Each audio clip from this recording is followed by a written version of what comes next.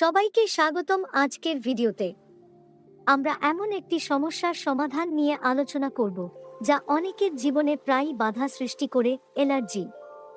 আপনি কি জানেন, সারা বিশ্বে লক্ষ লক্ষ মানুষ অ্যালার্জির কারণে ভুগছেন? এই ভিডিওতে আমরা জানব অ্যালার্জির কারণ ও লক্ষণ, ঘরোয়া প্রতিকার, প্রতিরোধের উপায়, ডাক্তারের পরামর্শ। তাহলে চলুন শুরু করা যাক। অ্যালার্জি হচ্ছে আমাদের শরীরের ইমিউন সিস্টেমের এমন একটি প্রতিক্রিয়া যা সাধারণত ক্ষতিকারক নয় এমন উপাদানকে ক্ষতিকর ভেবে অতিরিক্ত প্রতিক্রিয়া করে। এর মূল কারণগুলো হল ধুলাবালি, ঘরের মধ্যে জমে থাকা ধুলা বা মাইট, পশুর লোম, বিশেষত বিড়াল বা কুকুরের, ফুলের রেণু, বসন্তকালে এর প্রকোপ বেশি, খাবার, দুধ, ডিম, চিংড়ি বা বাদাম অনেকের জন্য সমস্যা হতে পারে। ওষুধ, কিছু ওষুধও অ্যালার্জির কারণ হতে পারে। লক্ষণ: হাঁচি বা নাক দিয়ে পানি পড়া, ত্বকে লালচে র্যাশ বা চুলকানি, চোখ চুলকানো বা লাল হওয়া, শ্বাসকষ্ট বা অ্যালার্জিক অ্যাজমা। আপনার যদি এ ধরনের সমস্যা হয় তবে এই কারণগুলো খুঁজে বের করা অত্যন্ত গুরুত্বপূর্ণ।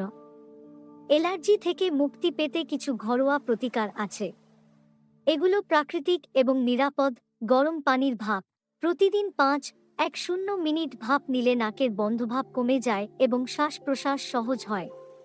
মধু ও লেবু, প্রতিদিন সকালে 1 গ্লাস গরম পানিতে 1 চামচ মধু ও লেবু মিশিয়ে খেলে শরীরের ইমিউন সিস্টেম ভালো হয়। হলুদ দুধ, রাতে ঘুমানোর আগে হালকা গরম দুধে আধা চামচ হলুদ গুঁড়া মিশিয়ে খেলে ত্বকের অ্যালার্জি কমে। আমলকির রস, আমলকি ভিটামিন সি সমৃদ্ধ, যা শরীরের অ্যালার্জি প্রতিরোধে কার্যকর। আপনার ডায়েটে নিয়মিত এসব যোগ করলে ধীরে ধীরে উন্নতি দেখতে পাবেন। অ্যালার্জি প্রতিরোধের জন্য কিছু অভ্যাস পরিবর্তন খুবই গুরুত্বপূর্ণ।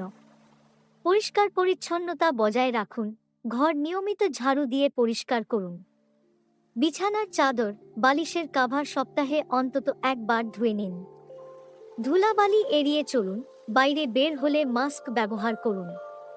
ধুলাবালিতে কাজ করলে নাক, চোখ ও মুখ ভালো করে ধুয়ে নিন।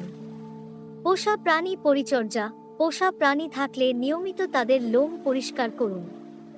স্বাস্থ্যকর খাবার খান, ভিটামিন সি ও অ্যান্টিঅক্সিডেন্ট সমৃদ্ধ ফল ও শাকসবজি খান। বাইরে খাওয়া এড়িয়ে চলুন, রাস্তার খাবার বা প্রক্রিয়াজাত খাবার খেলে অ্যালার্জির সম্ভাবনা বেড়ে যায়। এই টিপসগুলো মেনে চললে অ্যালার্জি থেকে রেহাই পাওয়া সম্ভব। যদি ঘরোয়া প্রতিকার বা প্রতিরোধ ব্যবস্থা কাজ না করে, তাহলে ডাক্তারের পরামর্শ নেওয়া জরুরি। ডাক্তারের কিছু পরামর্শ: অ্যান্টিহিস্টামিন ওষুধ ব্যবহার করতে পারেন। শ্বাসকষ্ট থাকলে ইনহেলার ব্যবহার করুন। অ্যালার্জি পরীক্ষা করিয়ে আপনার সমস্যা সঠিকভাবে বুঝে নিন। প্রয়োজনে ইমিউন থেরাপি নেওয়া যেতে পারে। সবচেয়ে গুরুত্বপূর্ণ হল নিজের শরীরকে বুঝুন এবং সমস্যা বাড়লে দ্রুত চিকিৎসকের সঙ্গে যোগাযোগ করুন।